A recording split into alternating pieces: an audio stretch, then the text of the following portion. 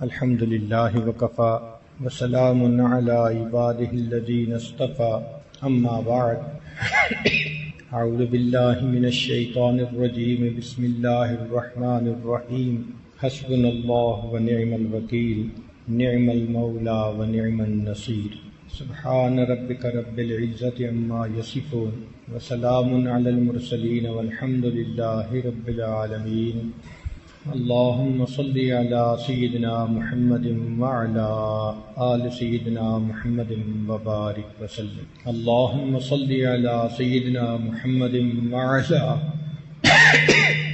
آل سيدنا محمد وبارك وسلم اللهم صل على سيدنا محمد وعلى آل سيدنا محمد وبارك وسلم انسان اگر اپنے ارد گرد پھیلی ہوئی اس کائنات پر غور کرے تو یہ جلوہ گاہ یار نظر آتی، قدم قدم پر اللہ رب العزت کی قدرت کی نشانیاں نظر آتی۔ یہ قدرتی مناظر اللہ رب العزت کی صفات کے آئینہ دار ہیں۔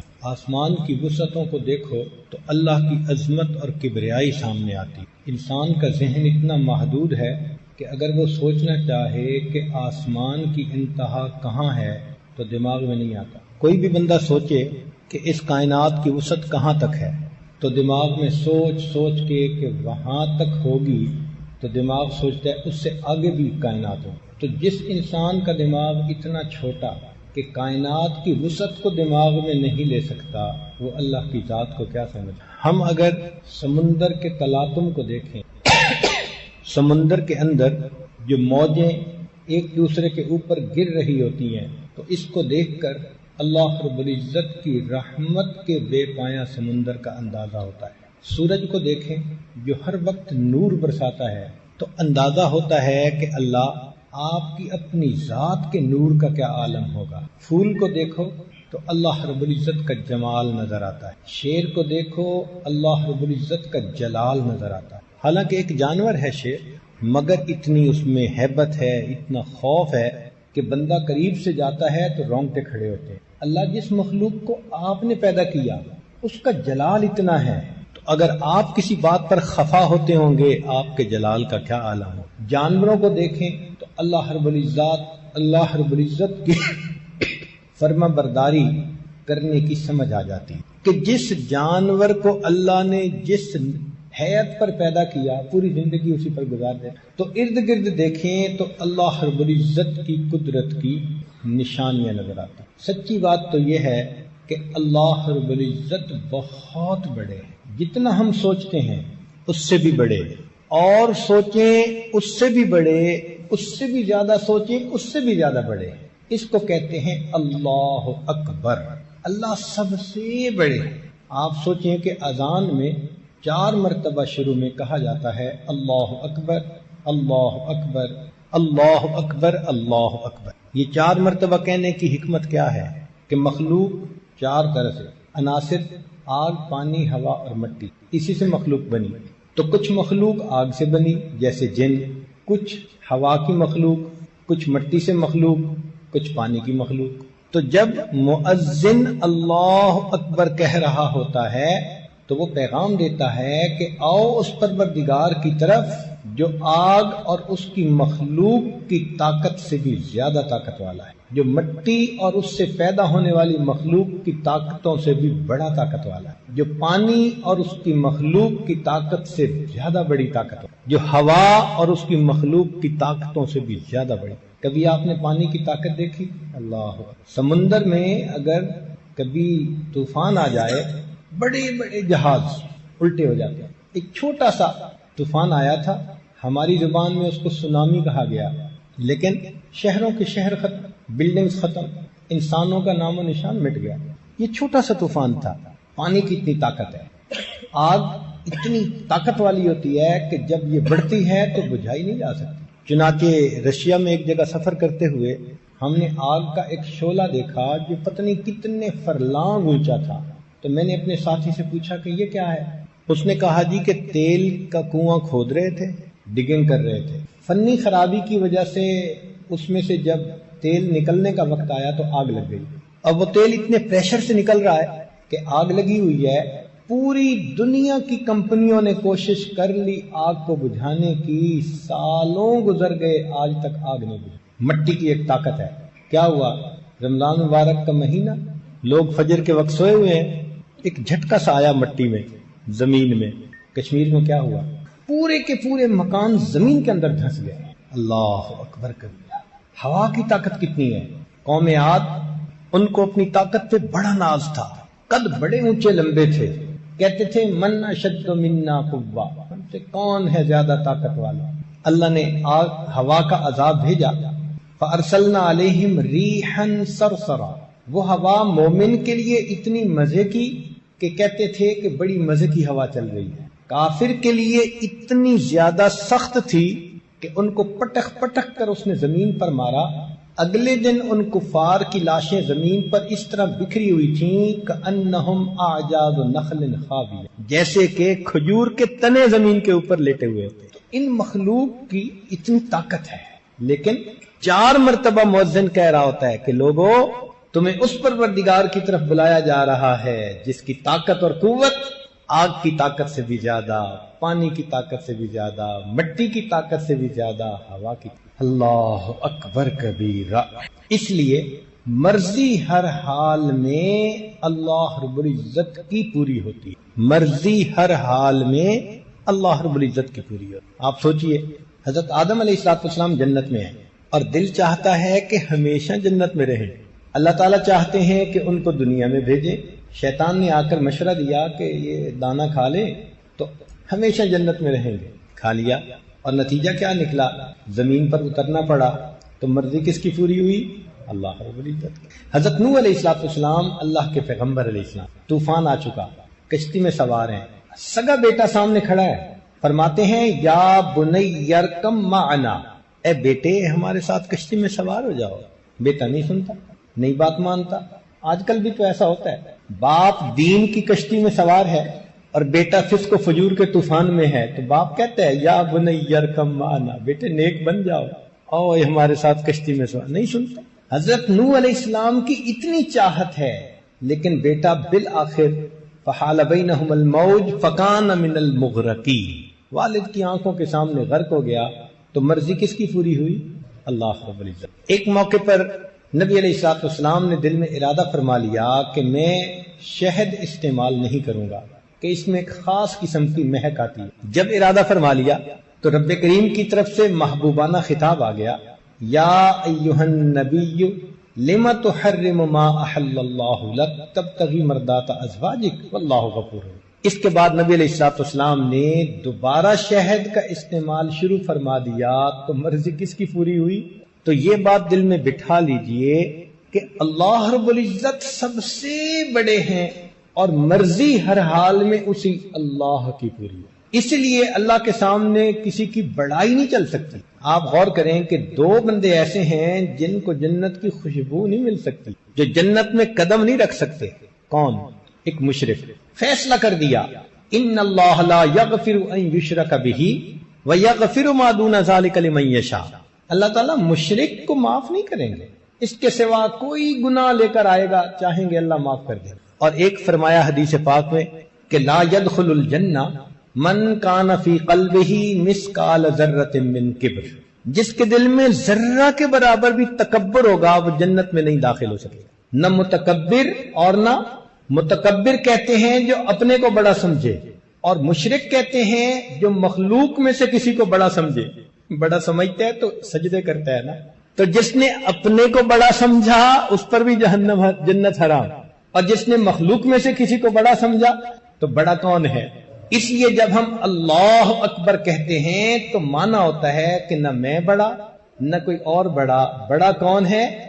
اللہ رب العزت ہی بڑے ہیں۔ دن میں 5 مرتبہ مسجد بلایا تاکہ تم دنیا کے کاموں میں لگے ہوئے ہو، شاید سبق تم بھول جاؤ، تمہیں یاد دہانی رہنی چاہیے اللہ اکبر کے الفاظ سے۔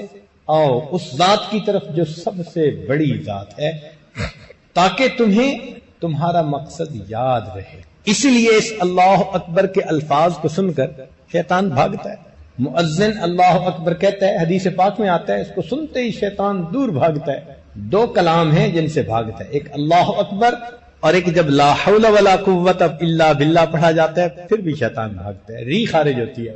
اللہ کی عظمتیں اس کے سامنے، جبریل علیہ السلام اتنے بڑے ہیں، پر پھیلائیں تو ایک پر سے مشرق کو ڈھانپ دیں اور دوسرے پر سے مغرب کو ڈھانپ دیں، زمین پر کھڑے ہوں تو ان کا سر آسمان کی بلندیوں کو چھوئے، طاقت اتنی ہے، زمین کے ٹکڑے کو پر سے اکھاڑا اور آسمان کی بلندیوں پر لے جا کر نیچے دے مارا۔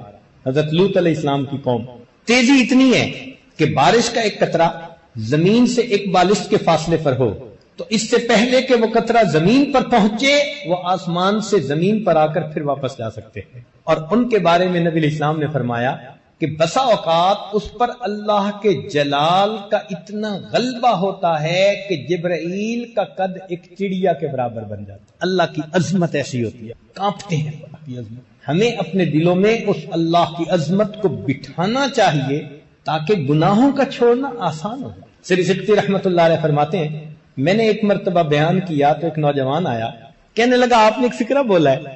میں نے کہا فکرہ کیا بولا تھا؟ عجبا لضعیف یعصی قویا، تعجب ہے اس ضعیف پر جو ایک قوی کی نافرمانی کرتا ہے۔ بندے سے زیادہ ضعیف کوئی نہیں اور اللہ سے زیادہ قوی کوئی نہیں۔ کتنا تعجب ہے کہ ایک ضعیف اس قوی کی نافرمانی کر رہا ہے۔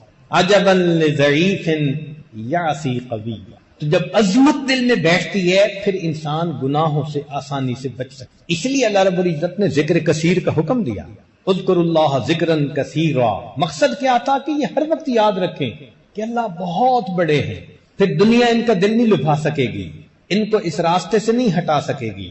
اس لیے مومن بہانے بہانے سے اللہ کی بات چھیڑتا ہے۔ ماں کو دیکھو کہیں بیٹھی ہو بیٹے کا تذکرہ چھیڑ دیتی ہے، میرا بیٹا دودھ کو دودھ کہتا ہے، محبت ہے نا۔ بیوی کو خاوند سے محبت، 5 منٹ میں اپنے خاوند کی ساری باتیں دوسری عورت کو بتا دیتی ہے۔ اسی طرح مومن کو اپنے رب سے محبت ہوتی ہے، تو مومن کا بھی یہی حال، جہاں بیٹھتا ہے جہاں جاتے ہیں ہم تیرا فسانہ چھیڑ دیتے۔ اللہ کا تذکرہ، اللہ کی باتیں، اللہ کی عظمت، اللہ کی نعمتوں کے تذکرے مومن کا شیوا ہوتا ہے۔ آج اللہ رب العزت کے ساتھ محبت کا اظہار کریں گے تو قیامت کے دن پھر اس کا انعام پائیں گے۔ یہ جو ایمان ہے نا، یہ رجسٹریشن ہے بندے کی کہ اللہ کی بندگی میں داخل ہو گئے، رجسٹرڈ بندے بن گئے اللہ کے۔ ایک سکول تھا، لائن لگی ہوئی تھی، طلباء لائن میں جا رہے تھے، ایک کھڑکی کے سامنے تو ہر طالب علم کو جانے پر مٹھائی کا ڈبہ دیا جاتا تھا۔ ایک دیہاتی نوجوان نے دیکھا، طالب لڑکے نے، او کھڑکی کے سامنے جانے پر مٹھائی کا ڈبہ ملتا ہے، وہ بھی لائن میں لگ گیا۔ چنانچہ آگے بڑھتے بڑھتے اس دیہاتی کی بھی باری آ گئی۔ جب یہ کھڑکی کے سامنے پہنچا تو مٹھائی کا ڈبہ دینے والے نے کہا کہ اپنا آئی ڈی کارڈ دکھاؤ۔ یہ کہنے لگا وہ کیا ہوتا ہے؟ اس نے کہا جو اسٹوڈنٹ یہاں رجسٹرڈ ہیں ان کا ایک آئی ڈی کارڈ بنا ہوا ہے، ان کو انعام مل رہا ہے، تم اگر رجسٹر نہیں تو جاؤ یہاں۔ جیسے اس دیہاتی لڑکے کو افسوس ہوا، اسی طرح آج جس نے اپنے ایمان کو رجسٹرڈ کروا لیا کل قیامت کے دن اللہ کے سامنے جائے گا، انعام کا ڈبہ پائے گا۔ اور کوئی ویسے ہی لائن میں لگ کے چلا گیا تو اس کو کہیں گے پروو یور آئیڈینٹی، کون ہو بھائی، کہاں سے آ گئے، دنیا میں کہاں تھے۔ اسی لیے جیسے بچے کا تعلق ماں سے ہوتا ہے نا، ہر چیز میں اپنی ماں کی طرف دیکھتا ہے، مومن کا تعلق اسی طرح اپنے پروردگار کے ساتھ ہے، ہر معاملے میں اللہ پہ نظر، ہر معاملے میں اللہ پہ۔ ایک بزرگ کہیں تشریف لائے ہوئے تھے تو صاحب خانہ نے اپنے چھوٹے بچے کو اٹھایا ہوا تھا، وہ لے آیا، ان کے پاس کوئی میٹھی چیز تھی، انہوں نے بچے کو دی، بچے نے لینے سے انکار کر دیا، دوبارہ کہا لے لو، بچے نے انکار کر دیا۔ اب یہ بڑی عجیب چیز ہے، حالانکہ بچے کے اندر ٹیمپٹیشن ہوتی ہے میٹھی چیز کھانے کی، سویٹس کھانے کی، اس کی عمر میں گروتھ کا تقاضا یہ ہے کہ وہ میٹھا کھائے، اس لیے بچے میٹھے کے پیچھے پاگل ہوتے ہیں۔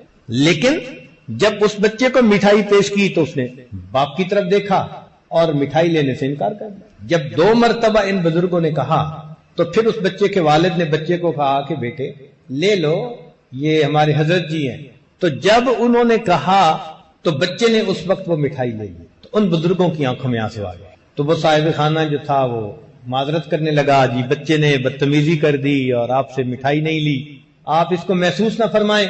وہ کہنے لگے نہیں، اس لیے آنکھ سے آنسو نہیں آئے، بلکہ مجھے یہ خیال آیا کہ اس کے اندر میٹھا کھانے کی چاہت بھی ہے، پھر بھی جب میں نے اس کو 1-2 دفعہ مٹھائی پیش کی، اس نے اپنے ابا کو دیکھا، کاش میرا بھی ایمان ایسا ہوتا کہ میں بھی ہر معاملے میں اپنے ربا کو دیکھ لے۔ ہم بھی تو باہر نکلتے ہیں، نیلی پیلی مٹھائیاں ہوتی ہیں نا، تو وہ مٹھائی کی طرف للچا کے دیکھنے کی بجائے ہم بھی تو ربا کو دیکھیں نا، کہ رب چاہتے ہیں تو دیکھوں گا، نہیں چاہتے تو آنکھ اٹھا کے بھی نہیں دیکھوں۔ تو یہ اللہ رب العزت کی عظمت مومن کو دل میں بٹھانی پڑتی۔ اب یہاں ذہن میں یہ بات رکھیے کہ اللہ رب العزت نے جس طرح اس کائنات کو پیدا کیا، تو اس کائنات میں جو حالات عدلتے بدلتے ہیں وہ بھی اللہ کی منشا سے۔ اللہ تعالیٰ مغیر الاحوال ہے، دن عدلتے بدلتے ہیں۔ وَتِلْكَ الْأَيَّامُ نُدَاوِلُهَا بَيْنَ النَّاسِ، ہم انسانوں کے درمیان یہ دل عدلتے بدلتے رہتے، نہ کسی پر ہمیشہ خوشی،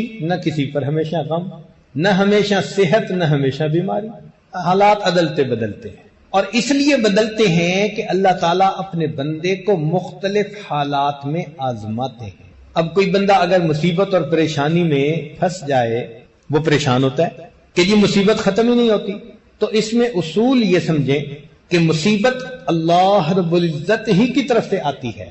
قُل لَن يُصِيبَنَا إِلَّا مَا كَتَبَ اللَّهُ لَنَا، کہہ دیجئے ہرگز تم کو کوئی پریشانی نہیں پہنچتی مگر وہی جو اللہ نے مقدر میں لکھی ہوتی۔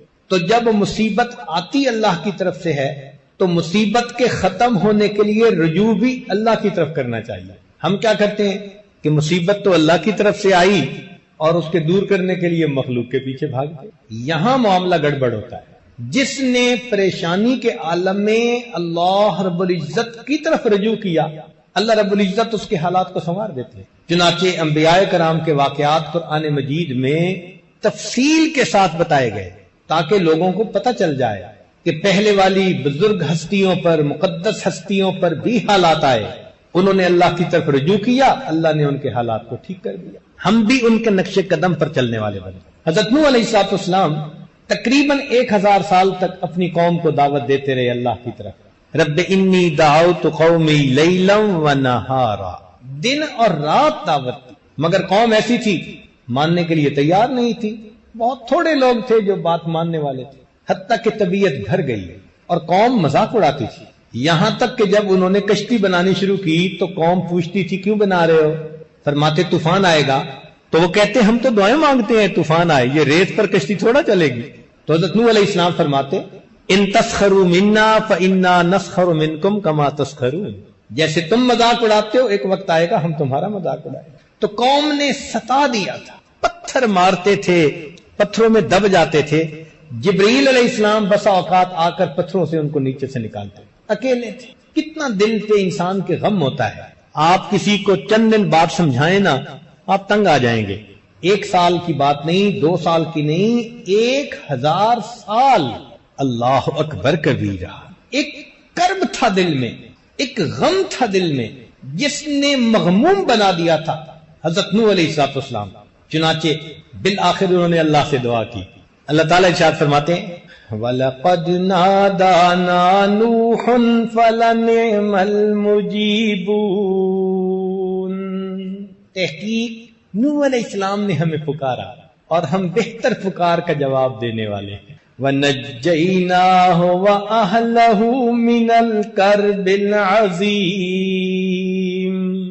ہم نے ان کو اور ان کے اہل خانہ کو کرب عظیم سے نجات عطا۔ تو اس کرب سے، ان مصیبتوں سے، دکھ سے بچانے والا کون ہے؟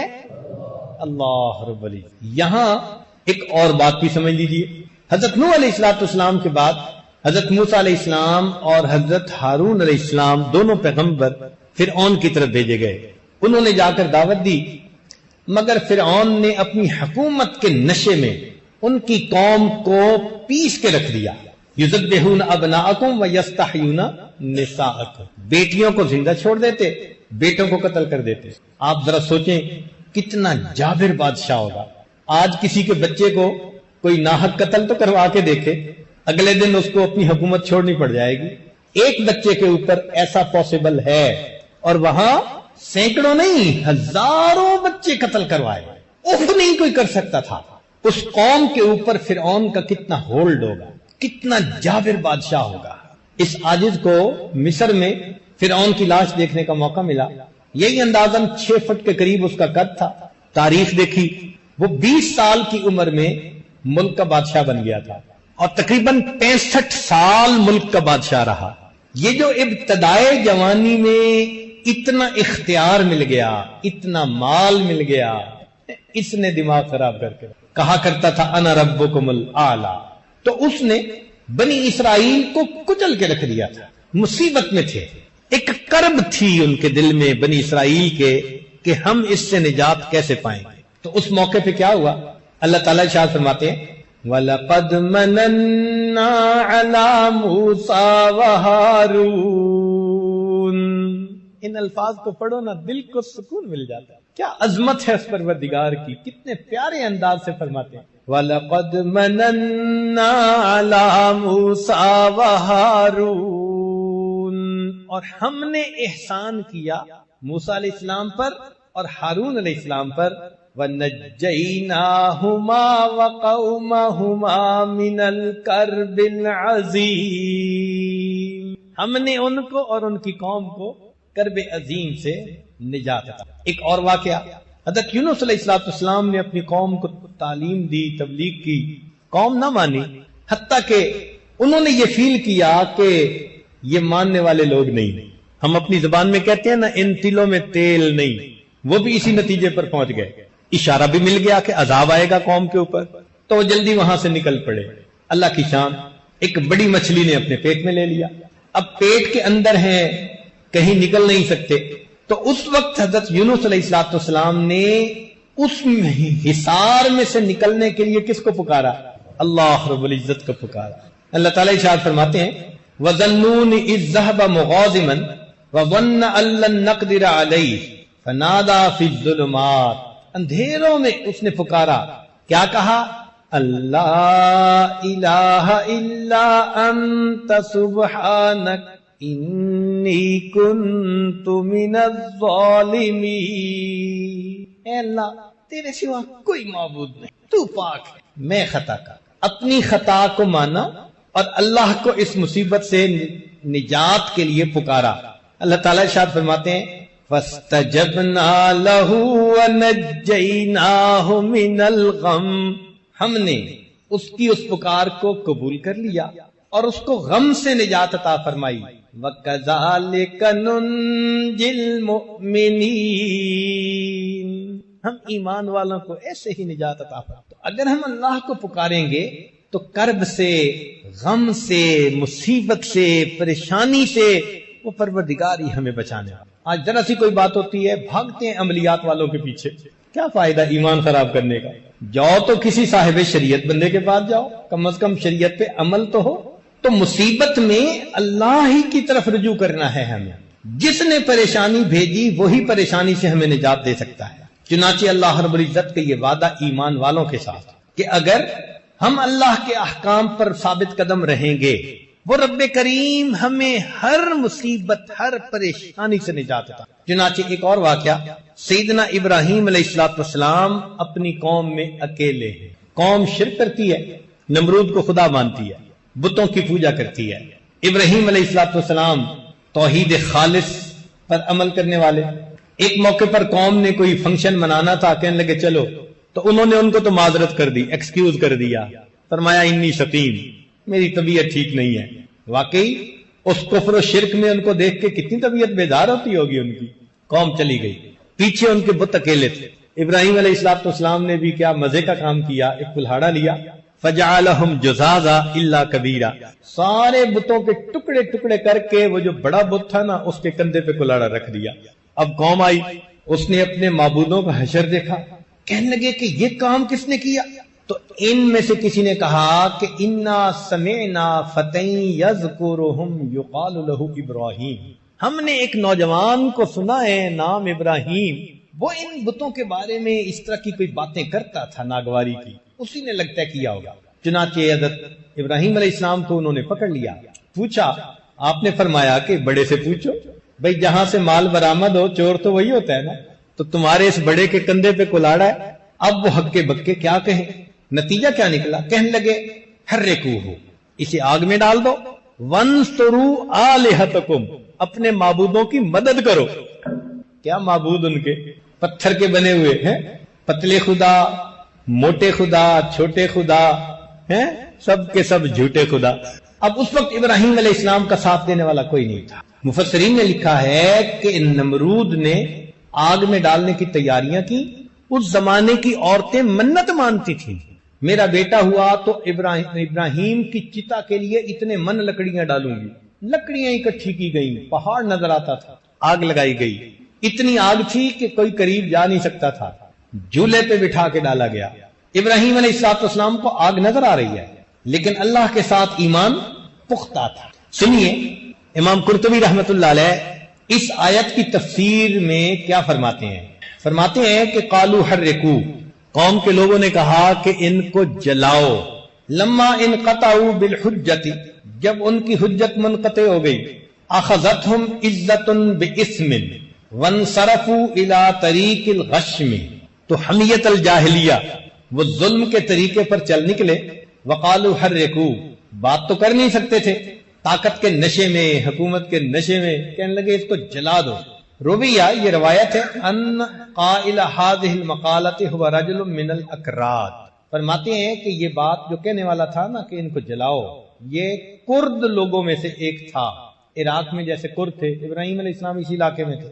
من اعراب فارس ای من بادیتها، دیہاتی بندہ تھا۔ قال ابن عمر و مجاہد و ابن جریج و یقال اسمہ حیزر، اس کا نام مفسرین نے اس بندے کا حیزر لکھا ہے، جس نے یہ بات کہی تھی۔ فخسف اللہ بہ الارض، اللہ نے اس بندے کو زمین کے اندر دھنسا دیا۔ فہو یتجلجل فیہا الی یوم القیامہ، فرماتے ہیں کہ وہ قیامت تک زمین کے اندر دھنسا ہوا چیختا رہے گا۔ وکیل اور یہ بھی کہا گیا بل قالہ ملکہم نمرود وانصروا آلہتکم، ان کا جو بادشاہ نمرود تھا اس نے کہا کہ اپنے معبودوں کی مدد کرو۔ بتحریک ابراہیم لأنہ یسبها ویعیبها، اس لیے کہ ابراہیم علیہ السلام نے ان کے بارے میں ناپسندیدہ الفاظ کہے تھے اور ان میں عیب نکالا تھا کہ پوچھو ان سے، اور وہ تو بتا نہیں سکتے تھے۔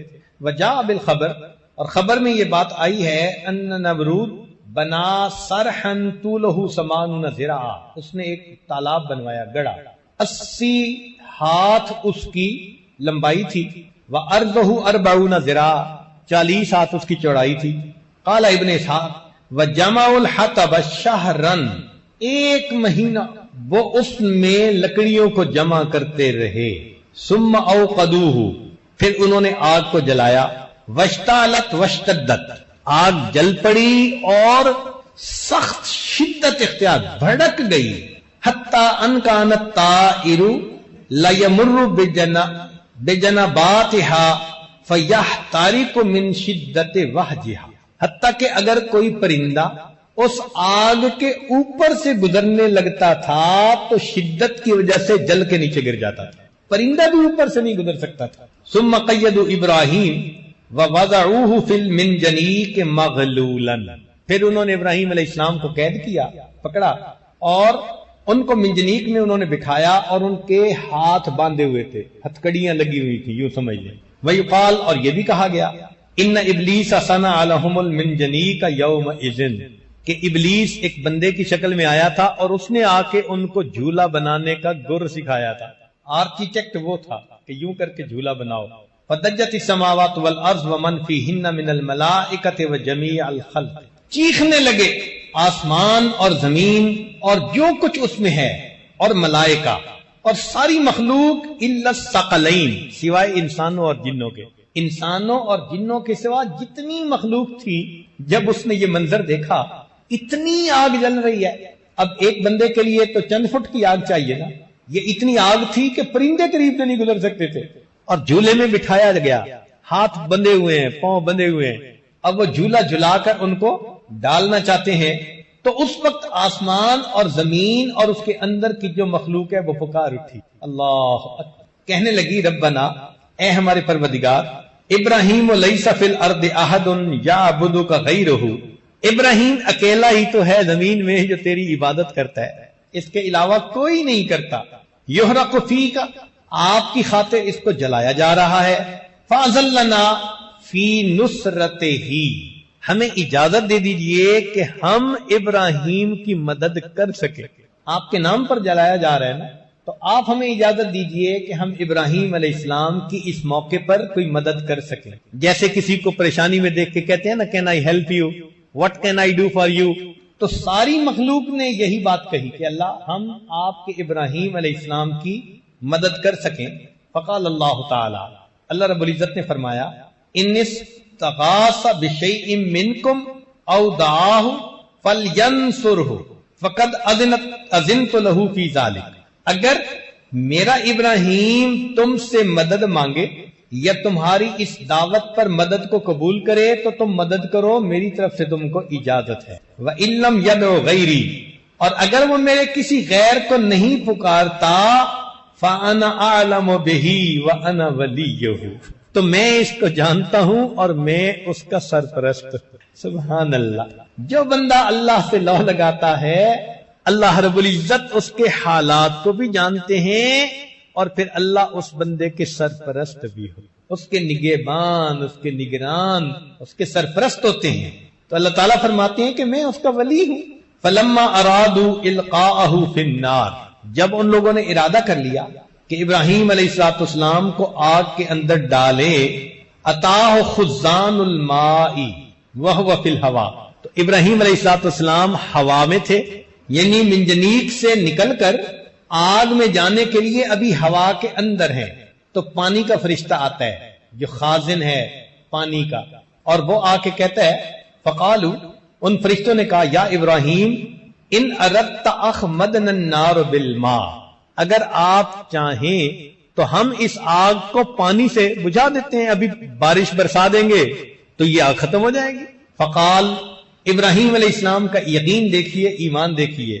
لا حاجت لی الیکم، دنیا کے اسباب کی منفی تو اپنی جگہ، فرشتے آئے ہیں، فرشتوں کو بھی کہہ دیا مجھے آپ کی کوئی ضرورت نہیں ہے. وَأَتَاهُ الْمَلِكُ الرِّيحِ، پھر اس کے سامنے اس کے پاس ہوا کا فرشتہ آیا.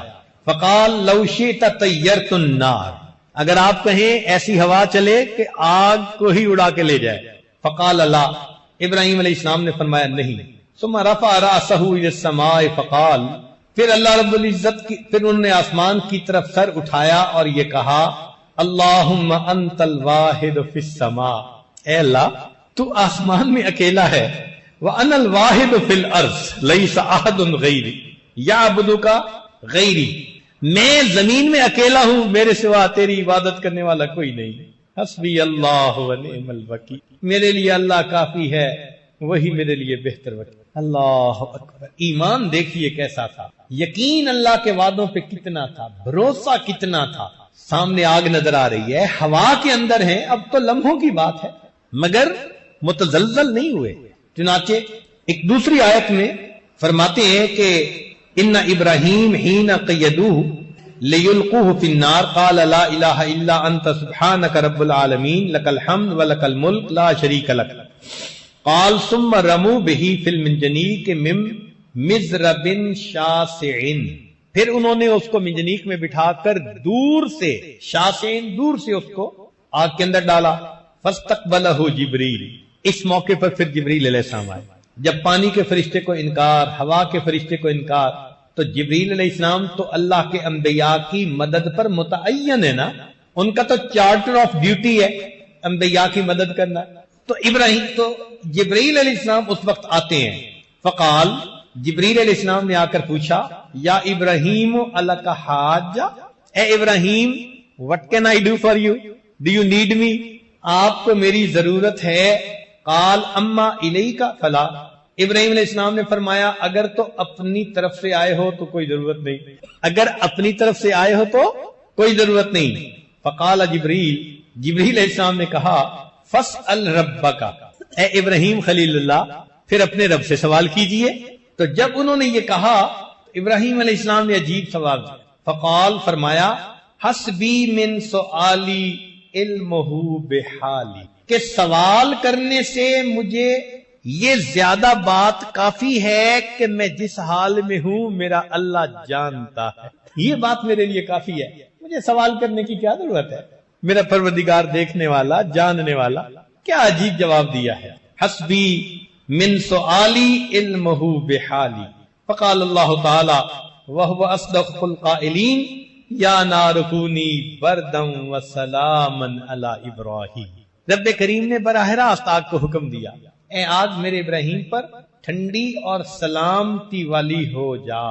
قال بعض علماء نے یہ لکھا کہ فرمایا کہ جعل اللہ فیہا بردن یرفع حرہا، اللہ نے اس میں ٹھنڈ پیدا کر دی جس نے گرمی کو ختم کر دیا.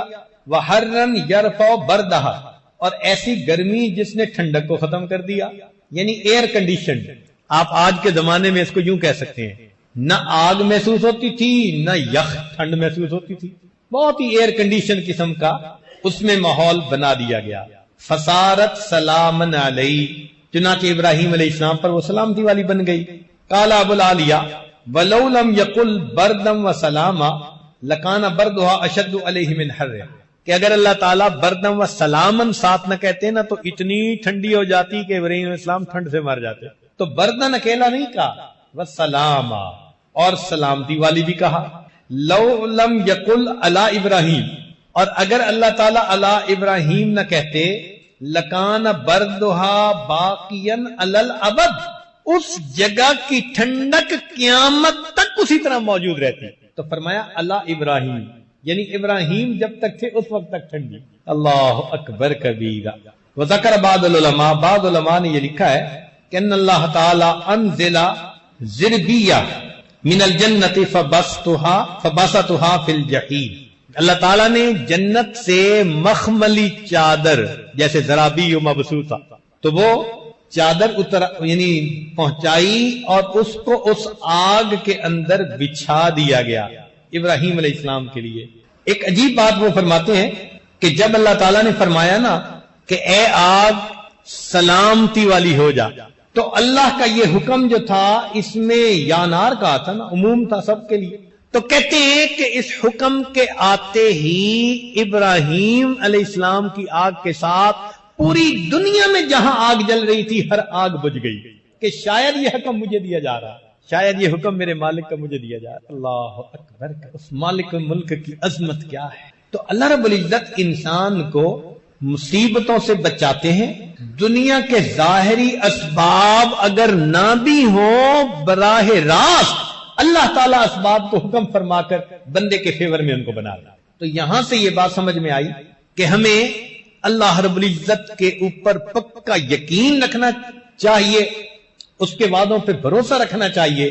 اس کے وعدے ہر حال میں سچ ثابت ہوتے.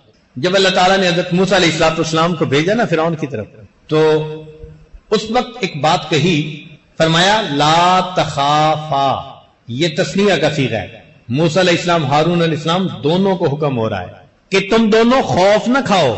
اننی معکما، میں تم دونوں کے ساتھ ہوں. اسمع و ارا، فرعون جو بات کہے گا میں سنوں گا، جو عمل کرے گا میں دیکھوں گا. جب میں دیکھنے اور سننے والا ہوں اور تمہارے ساتھ ہوں، تمہیں گھبرانے کی کیا ضرورت. تو مومن کے ساتھ اللہ کا یہ وعدہ ہے کہ جو اللہ کے حکموں پر ثابت قدم رہے گا، اس کے ساتھ جو بھی پنگا لے گا اللہ اس کو دیکھے گا اور اللہ اس کو سنے گا. اور جب اللہ ساتھ ہے تو پھر پریشانی کس بات کی. اس لیے ایمان والوں کو اللہ رب العزت نے تسلی دے دی کہ میرے بندے اپنے دل میں پرسکون ہو جائیں. ظاہر کی آنکھ سے جو نظر آتا ہے اس پر نہ فیصلہ کریں، اللہ کے وعدوں پر. یہی ایمان کا تقاضا ہے. چنانچہ سیدنا رسول اللہ صلی اللہ علیہ وسلم جب ہجرت کا ارادہ فرما چکے تو کافروں نے سوچا کہ ہم ہر قبیلے سے ایک ایک دو دو بندے لے کے مکان کا گھیرا کر لیتے ہیں، اور جب صبح یہ نماز کے لیے نکلیں گے تو ایک ہی وقت میں حملہ کر کے سب ان کا کام تمام کر دیں گے. پھر قریش اتنے قبیلے والوں سے کیسے لڑیں گے. تو یہ پلاننگ تھی ان کی. اللہ تعالیٰ ارشاد فرماتے ہیں وَإِذْ يَمْكُرُ بِكَ الَّذِينَ كَفَرُوا، اور یاد کرو اس وقت کو جب آپ کے ساتھ تدبیر کی کافروں نے، لِيُثْبِتُوكَ، کہ آپ کو حبس بے جا میں رکھیں، او یقتلوک، یا آپ کو شہید کر دے، او یخرجوک، یا آپ کو دیس نکالا دے دیں. وَيَمْكُرُونَ وَيَمْكُرُ اللَّهُ، انہوں نے بھی تدبیر کی، اللہ نے بھی تدبیر کی. واللہ خیر الماکرین، اللہ تعالیٰ بہتر ہے سب سے تدبیر کرنے۔ نبی علیہ الصلوۃ والسلام تشریف لے آتے ہیں، پتہ ہی نہیں چلتا ان کو۔ پھر آپ صلی اللہ علیہ وسلم غار ثور کے اندر تشریف لے گئے۔ جب انہیں صبح کے وقت پتہ چلا کہ نبی علیہ الصلوۃ والسلام تو چلے گئے، انہوں نے 200 اونٹ کا انعام متعین کیا کہ 200 اونٹ نبی علیہ السلام کو ڈھونڈنے پر اور 200 اونٹ صدیق اکبر عنہ کو ڈھونڈنے پر، الگ الگ انعام۔ 400 اونٹوں کا انعام اس زمانے میں بہت بڑا انعام۔ چنانچہ یہ بات سن کر مکے میں کوئی ایسا قبیلہ نہیں تھا، کوئی خاندان نہیں تھا، کوئی گھر نہیں تھا جس کا کہ نوجوان تلاش کرنے کے لیے پیچھے نکلنا پڑا، اور وہ جبل ثور پہ بھی پہنچ گئے، مگر اللہ رب العزت نے اپنے حبیب صلی اللہ علیہ وسلم کی حفاظت فرما دی۔ چنانچہ علماء نے لکھا ہے کہ نبی علیہ السلام کی حفاظت اللہ نے کیسے فرمائی۔ اخرج ابن سعد و ابن مردوے ان ابن مصعب قال ادرکت انس بن مالک وزید بن ارقم والمغیرۃ بن شعبہ فسمعتهم يتحدثون ان النبي صلی اللہ علیہ وسلم لیلۃ الغار، کہ جب نبی علیہ الصلوۃ والسلام غار میں تھے جس رات آپ وہاں پر روپوش ہوئے، امر اللہ شجرۃ فنبتت فی وجہ النبی فساترتہ، اللہ تعالیٰ نے ایک پودے کو حکم دیا، وہ پودا اگایا اور نبی علیہ الصلوۃ والسلام کے چہرے کو ڈھانپ لیا، یعنی سامنے غار کے دروازے پر ایک پودا اگایا اللہ کے حکم سے۔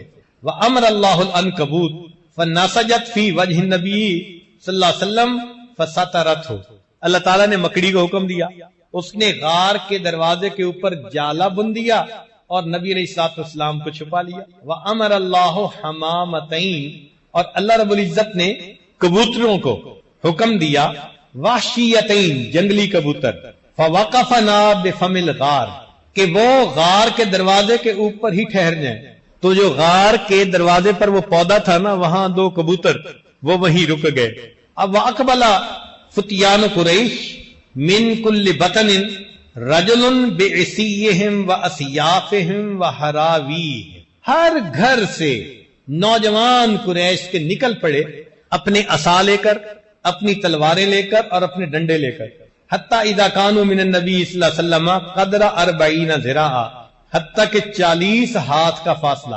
فنزل بعضهم فنظر فی الغار، وہ تو سواریوں پر آ گئے تھے، ان میں سے ایک بندہ نیچے بھی اترا اور اس نے غار میں بھی دیکھا۔ فراجع الی اصحابہ، تو غار میں دیکھ کر اس نے جب دیکھا کہ یہاں تو مکڑی کا جالا ہے اور کبوتریاں بھی تھی، تو وہ واپس چلا گیا۔ فقالو، جو اس کے ساتھی تھے انہوں نے پوچھا، مالک لم تنظر فی الغار، کیا مسئلہ، تو نے غار کے اندر کیوں نہیں جھانک کے دیکھا؟ فقال، وہ کہنے لگا، رأیت الحمامتین بفم الغار فعرفت ان لیس فی احد، میں نے 2 کبوتریوں کو یہاں بیٹھے ہوئے دیکھا ہے، لگتا ہے کہ اس غار کے اندر کوئی نہیں، اگر کوئی ہوتا تو جنگلی کبوتر تو یہاں نہ بیٹھتے نا۔ فسمع النبی صلی اللہ علیہ وسلم ما قال، نبی علیہ السلام نے آواز سنی اس کافر کی جو باتیں کر رہا تھا۔ فعرف ان اللہ درع عنہ بہما، نبی علیہ السلام سمجھ گئے کہ اللہ تعالیٰ نے ان کو ادھر سے موڑ دیا۔ اللہ اکبر کبیرہ، اللہ رب العزت نے دکھا دیا کہ دیکھو یہ جو مکڑی کا جالا ہے نا، اس کو دنیا میں سب سے کمزور دیوار کہا جاتا ہے۔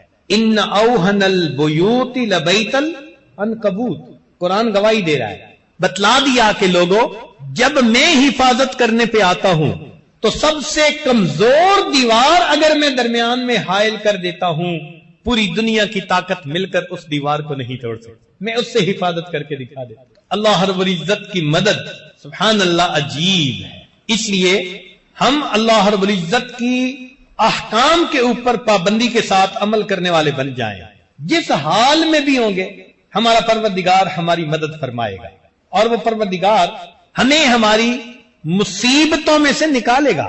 تو نظر کس پر رکھنی ہے؟ ایک اللہ کی ذات، ادھر ادھر سے نگاہیں ہٹا لیں، ایک اللہ رب العزت کی ذات پر اپنی نگاہوں کو جما لیں۔ ان مشکلات میں وہی ہمارے کام آئے گا، اور ان مصیبتوں سے اور اس کرب اور غم سے وہی ہمیں نجات دلائے گا۔ اللہ رب العزت قرآن مجید میں ایمان والوں کے ساتھ کچھ وعدے فرماتے ہیں، امید ہے کہ آپ گوش ہوش کے ساتھ سنیں گے، توجہ کے ساتھ اس بات کو سنیں گے کہ یہ اللہ رب العزت کے وعدے ہیں ایمان والوں کے ساتھ۔ سب سے پہلا بات اللہ تعالیٰ فرماتے ہیں، واللہ اعلم باعدائکم، اللہ جانتا ہے تمہارے دشمنوں کو، ہم نہیں جانتے ہمارا دشمن کون ہے۔ ہماری نظر میں تو دوست ہو سکتا ہے، مگر دوستی کے رنگ میں کوئی دشمنی کر رہا ہو تو دلوں کی نیت کو ہم کیسے جانیں؟ اور آج کل تو حال بھی یہی ہے کہ کفر دوست بن کے دشمنی کرتا ہے، زیادہ قریب ہو کے زیادہ گہرا زخم لگانے کی کوشش کرتا ہے، اوپر سے خیر خواہی کر رہا ہوتا ہے، اندر سے جڑیں کاٹ رہا ہوتا ہے۔ چنانچہ اللہ تعالیٰ فرماتے ہیں کہ تمہیں ایمان والوں پتہ نہیں ہے کہ تمہارا کون ہے، تمہارا دشمن کون ہے۔ واللہ اعلم باعدائکم، اللہ جانتا ہے تمہارے دشمنوں کو۔ ایک بات تو یہ بتا دی، اگلی بات یہ بتائی وَلَن يَجْعَلَ اللَّهُ لِلْكَافِرِينَ عَلَى الْمُؤْمِنِينَ سَبِيلًا، اللہ تعالیٰ ہرگز کافروں کو ایمان والوں تک پہنچنے کا راستہ نہیں دے گا۔ اس کی مثال ایسے کہ جیسے کسی کے بچے کو کوئی ہاتھ لگانا چاہے، مارنا چاہے، تو باپ کہتا ہے میاں میری لاش سے گزر کے جاؤ گے، یعنی پہلے مجھ سے نمٹو پھر میرے بچے کو ہاتھ لگاؤ۔ اس آیت کا ترجمہ ہو بہو یہی بنتا ہے کہ اللہ تعالیٰ فرماتے ہیں کہ ایمان والو جو تم تک آنا چاہے گا پہلے مجھ سے نمٹے گا پھر تم تک آئے گا نا، تو میں تم تک آنے ہی نہیں دوں گا۔ وَلَن يَجْعَلَ اللَّهُ لِلْكَافِرِينَ عَلَى الْمُؤْمِنِينَ سَبِيلًا۔ دیکھیں نا، ایک مرغی بچوں کو دے کے پھر رہی ہوتی ہے، بلی آ جاتی ہے، مرغی جانتی ہے کہ میں کمزور ہوں مگر مامتا ہے نا، محبت ہے، پر پھیلا کے کھڑی ہو جاتی ہے۔ پر پھیلانے کا کیا مطلب؟ وہ بلی کو مارے گی؟ نہیں، مطلب یہ ہوتا ہے کہ اگر تم نے کچھ کرنا ہی ہے تو پہلے مجھے مارو پھر میرے بچوں کو ہاتھ لگا۔ ماں کی مامتا کا یہ حال ہے، اللہ کی اپنے ایمان والوں کے ساتھ محبت کا کیا حال ہے۔ اس لیے فرمایا کہ اگر کافر تم تک آنا چاہیں گے تو میں آنے ہی نہیں دوں گا، میں راستے میں رکاوٹ بن جاؤں گا، ان کا راستہ روک دوں گا، تم تک ان کے ہاتھ پہنچ ہی نہیں سکیں گے۔ یہ دوسرا وعدہ فرما دیا، پھر وضاحت سے بات کہہ دی، اِنَّا لَنَنْصُرُ رُسُلَنَا، ہمارے ذمہ ہے مدد اپنے رسولوں کی، وَالَّذِينَ آمَنُوا، اور ایمان والوں کی، فِي الْحَيَاةِ الدُّنْيَا، اس دنیا کی زندگی میں، وَيَوْمَ يَقُومُ الْأَشْهَادُ، اور اس دن جب قیامت ہوگی گواہیاں دی جائیں گی۔ یہ جو اِنَّا کا لفظ ہے نا، یہ بڑا معنی خیز ہے، ترجمہ تو یہی ہے کہ ہمارے ذمہ ہے مدد اپنے رسولوں کی۔ سمجھنے کی خاطر ہم اگر اس کا ترجمہ اپنی زبان میں کریں نا تو وہ یوں بنتا ہے، ہم پر فرض ہے مدد اپنے رسولوں کی اور ایمان والوں کی۔ اللہ تعالیٰ پہ کوئی چیز فرض نہیں ہے، مگر ترجمہ جو الفاظ ہیں ان کا انداز یہی مفہوم دے رہا ہے کہ ہم پر لازم ہے مدد اپنے رسولوں کی اور ایمان والوں کی۔ اب اتنی تسلی سے اگر اللہ تعالیٰ فرما رہے ہوں تو یہ کوئی دنیا کا تو وڈیرا نہیں ہے نا، جو آج وعدہ کرے گا کل الٹا کر دے گا، پھر کہے گا جی میری بات کوئی قرآن کا لفظ چھوڑا۔ یہ تو خدا کی بات ہے، یہ مالک الملک کی بات ہے۔ فرما رہے ہیں اِنَّا لَنَنْصُرُ رُسُلَنَا، ہمارے ذمہ ہے مدد اپنے رسولوں کی، وَالَّذِينَ آمَنُوا، اور ایمان والوں کی، فِي الْحَيَاةِ الدُّنْيَا وَيَوْمَ يَقُومُ الْأَشْهَادُ، دنیا کی زندگی میں اور اس دن جب گواہیاں قائم ہوں گی قیامت کے دن۔ چنانچہ اللہ رب العزت ایمان والوں کی مدد فرما۔ جنگ یرموک میں ایک موقع ایسا آیا کہ ایمان والے بہت تھوڑے تھے تعداد میں اور نصارہ بہت زیادہ تھے۔ مورخین نے لکھا ہے کہ جیسے سفید گھوڑے کے جسم پہ چھوٹا سا کالا داغ ہوتا ہے، سفیدی کی طرح دشمن تھے اور چھوٹے کالے داغ کی طرح مسلمانوں کی تعداد۔ یہ تھے کوئی چند ہزار، 5-7 ہزار، اور وہ تھے کئی لاکھ کی تعداد میں، اور مقابلہ تھا۔ اس موقع پر جو وہاں امیر لشکر تھے انہوں نے حضرت عمر رضی اللہ عنہ کو خط لکھا کہ ہم بہت تھوڑے، کچھ کمک بھیج دیجیے۔ تو عمر رضی اللہ تعالیٰ عنہ نے اس کے جواب میں ایک خط لکھا اور نبی علیہ السلام کی صحبت کا حق ادا کر دیا۔ خط میں کیا لکھا؟ فرمایا قد جاءنی کتابکم، تمہارا مکتوب مجھے ملا ہے، تستمدوننی، جس میں تم نے مجھ سے مدد طلب کی ہے، وانی ادلکم علی من هو اعز نصرا واحسن جندا، اور میں تمہیں اس ذات کے بارے میں بتاتا ہوں، اس کا پتہ دیتا ہوں کہ جو سب سے زیادہ غالب آنے والی ذات ہے اور سب سے بہترین لشکر رکھنے والی ذات ہے، اللہ عز وجل، وہ اللہ رب العزت کی ذات ہے۔ فاستنصروہ، تم اللہ سے مدد مانگو، فإن محمدا صلی اللہ علیہ وسلم قد نصر فی یوم بدر فی اقل من عدتکم، اور نبی علیہ الصلوۃ والسلام میدان بدر میں تھوڑے تھے مگر اللہ نے ان کی مدد فرمائی، لہذا تم اسی اللہ پر نظر رکھو۔ فَإِذَا جَاءَكُمْ کتابی، جب یہ میرا مکتوب تم تک پہنچے، ھذا فَقَاتِلُوهُمْ وَلَا تُرَاجِعُونِی، ٹوٹ کر ان پر حملہ کر دو اور پھر میری طرف مراجعت نہ کرو۔ حضرت عمر لانو کا خط پہنچنا تھا، ایمان والوں نے اگلے دن قدم اٹھا گیا اور اللہ کی ایسی مدد آئی کہ اللہ نے جنگ یرموک میں کامیاب فرمایا۔ اللہ کی مدد آپ غور کیجئے کیسے عمر لانو جانتے تھے کہ قلت اور کثرت کا مسئلہ نہیں ہے، معاملہ ہے اللہ کی مدد کا۔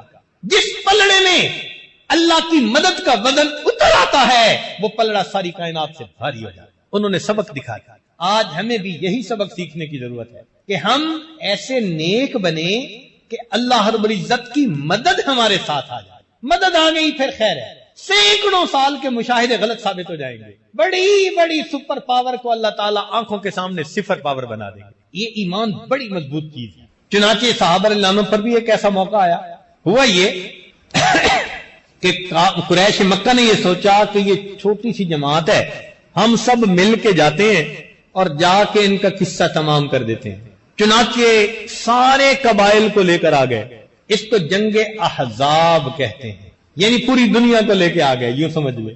جب لوگوں نے یہ سنا نا کہ مسلمانوں کے خلاف اتنا بڑا لشکر آ گیا، سنیے ذرا، قرآن مجید میں اللہ تعالیٰ فرماتے ہیں کہ جب تو بات چل رہی تھی کہ اللہ تعالیٰ فرماتے ہیں کہ ہم ایمان والوں کی مدد فرماتے ہیں، تو اللہ رب العزت کی مدد جنگ بدر میں بھی ہوئی۔ وہ کیسے؟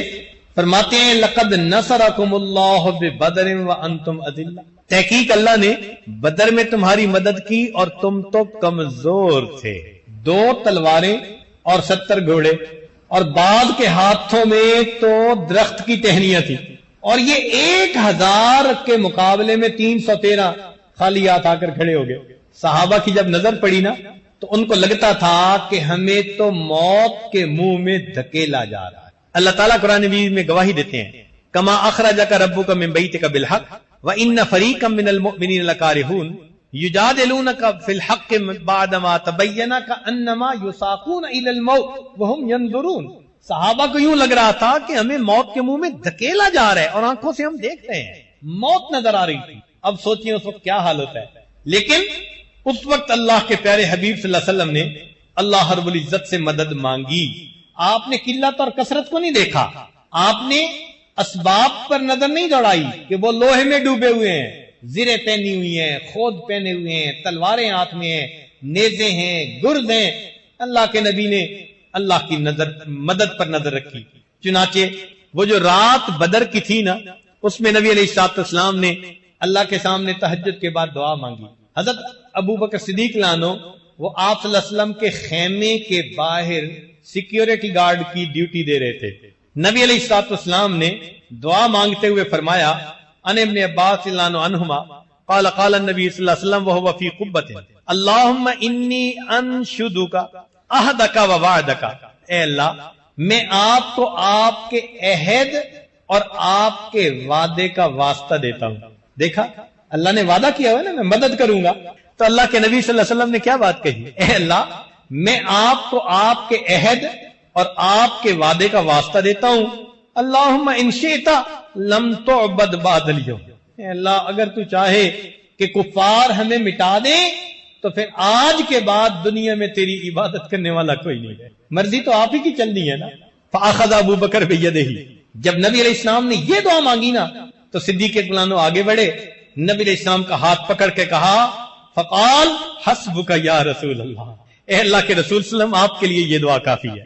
فقد الحات علی ربک، آپ نے اپنے رب سے اصرار کے ساتھ مانگنے کی انتہا کر دی۔ کیا عجیب دعا مانگی آپ، یعنی ابو بکر صدیق لانو کو یقین آ گیا اب اللہ کی مدد اتر کر رہے گی، اور واقعی ایسا ہوا کہ دن ہوا سیہزم الجمع ویولون الدبر، وہ جماعت شکست کھا گئی، پیٹ پھیر کر بھاگ گئی۔ اللہ تعالیٰ نے ایمان والوں کو اس وقت اپنی مدد سے فتح عطا فرمائی۔ شاہنامہ اسلام لکھا ہے حفیظ جالندری نے، نوجوانوں کے پڑھنے کی چیز ہے۔ اس میں جب صحابہ نبی علیہ السلام کی میت میں میدان بدر میں پہنچے نا تو وہاں کے پہاڑ کی کیا حالت تھی، انہوں نے ذرا شاعرانہ انداز میں اس کو بیان کیا ہے۔ خشک پہاڑ تھے، لکھتے ہیں یہ تشنہ لب جماعت جب یہاں پر رک گئی آ کر، یہ تشنہ لب جماعت جب یہاں پر رک گئی آ کر، دعا کی دامن صحرا نے دونوں ہاتھ پھیلا کر، کہ اے صحرا کو آتشناک چہرہ بخشنے والے، رخ خورشید کو کرنوں کا صحرا بخشنے والے، ازل کے دن سے اب تک بھاڑ میں بھنتا رہا ہوں میں، صدائے رعد و باران دور سے سنتا رہا ہوں میں، ہوا ہوں جب سے پیدا جان پانی کو ترستی ہے، میرے سینے کے اوپر آگ کی بدلی برستی ہے، میں سمجھا تھا مقدر ہو چکی ہے دھوپ کی سختی، میری قسمت میں لکھی جا چکی ہے سوختہ بستی،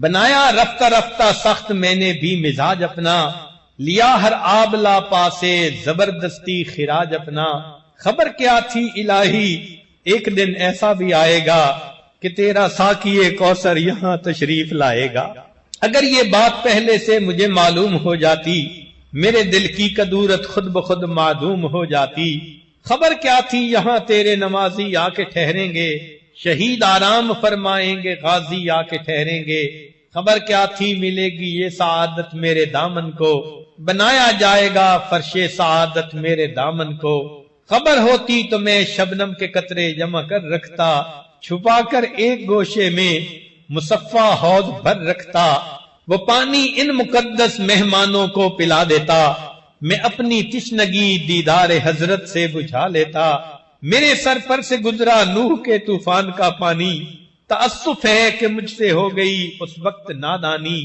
اگر رکھتا میں اس پانی کی تھوڑی سی خبرداری تو ہو جاتا میری آنکھوں سے چشموں کی طرح جاری، یہ 70 اونٹ 2 گھوڑے یہاں سیراب ہو جاتے، مجاہد بھی وضو کرتے نہاتے غسل فرماتے، تیرے محبوب کے پیارے قدم اس خاک پر آئے، الہی حکم دے سورج کو اب آتش نہ برسائے، اگر اب میرے دامن سے ہوائے گرم آئے گی تو مجھ کو رحمت للعالمین سے شرم آئے گی، جلیل القدر مہمانوں کا صدقہ مہربانی کر، عطا بہرے وضو ان کے لیے تھوڑا سا پانی کر، برائے چند ساتھ ابر باراں بھیج دے یا رب، بہاراں بھیج دے یا رب، بہاراں بھیج دے یا رب، حضور ساقی کوثر میری کچھ لاج رہ جائے، میری عزت میری شرم عقیدت آج رہ جائے۔ پہاڑ بھی گویا یہ فریاد کر رہا ہے کہ مجھے نبی علیہ الصلوۃ والسلام کے سامنے شرمندگی نہ اٹھانی پڑ جائے کہ میرے پاس تو خشکی کے سوا کچھ نہیں، اور اللہ رب العزت نے اگلے دن بارش عطا فرما دی۔ تو دیکھیے بدر کے پہاڑوں کا کیا حال ہے، پھر اللہ رب العزت نے وہاں پر فرشتوں کو اتارا۔ اگر اللہ رب العزت وہاں پہنچائے، دیکھنے والا دیکھے تو عجیب منظر بنتا ہے، ایک پہاڑ جس کے اوپر فرشتے نازل ہوئے، ایک پہاڑ جس کی طرف اللہ کے پیارے حبیب صلی اللہ علیہ وسلم تھے، اور دوسرا کھلی جگہ جس کی طرف قریش مکہ تھے، ان کو بڑا ناز تھا اپنی طاقت کا، اور بالآخر اللہ رب العزت نے ایسی مدد فرمائی کہ ان کو اللہ رب العزت نے ایمان والوں کو کامیابی عطا فرما دی، اور یہ کامیابی فقط اللہ رب العزت کی مدد سے ممکن ہوئی۔ تو آج ہم اگر اللہ رب العزت کے وعدوں پر بھروسہ کریں گے، اللہ رب العزت ہماری مدد پر بھی اسی طرح قادر ہے جس طرح اس نے اپنے انبیاء کی اور ایمان والے صحابہ کی مدد کی۔ تو غزوہ احزاب میں پھر کافر آ گئے کہ سارے قبیلوں کو لے کر چلتے ہیں اور ایک ہی وقت میں ایمان والوں کو ختم کراتے ہیں۔ اس وقت لوگ جب دیکھتے تھے تو وہ کہتے تھے الذین قال لهم الناس ان الناس قد جمعوا لكم فاخشوهم، کہ لوگ تمہارے لیے جمع ہو کر آ گئے، ڈرو۔ فزادہم ایمانا، اس بات کو سن کر ایمان والوں کا ایمان بڑھتا تھا۔ دیکھو آج کے حالات کو جنگ احزاب پہ ذرا منطبق کر لو، اس وقت بھی قریش پوری دنیا کی سپورٹ لے کے آ گئے تھے ایمان والوں کو ختم کرنے کے لیے، اور یہی یہودی ڈراتے تھے ان الناس قد جمعوا لکم، سارے انسان جمع ہو کے تمہارے لیے آ گئے ہیں، فخشوہم، اور بھئی ڈرو، کوئی فکر کرو۔ اللہ تعالیٰ کیا فرماتے ہیں کہ یہ سن کے ایمان والوں کا کیا معاملہ تھا؟ فزادہم ایمانا، ان کا ایمان بڑھ جاتا۔ اس لیے کہ ان کو یقین تھا کہ اللہ کی مدد ہمارے ساتھ ہے. اور وقالو، وہ کیا کہتے تھے؟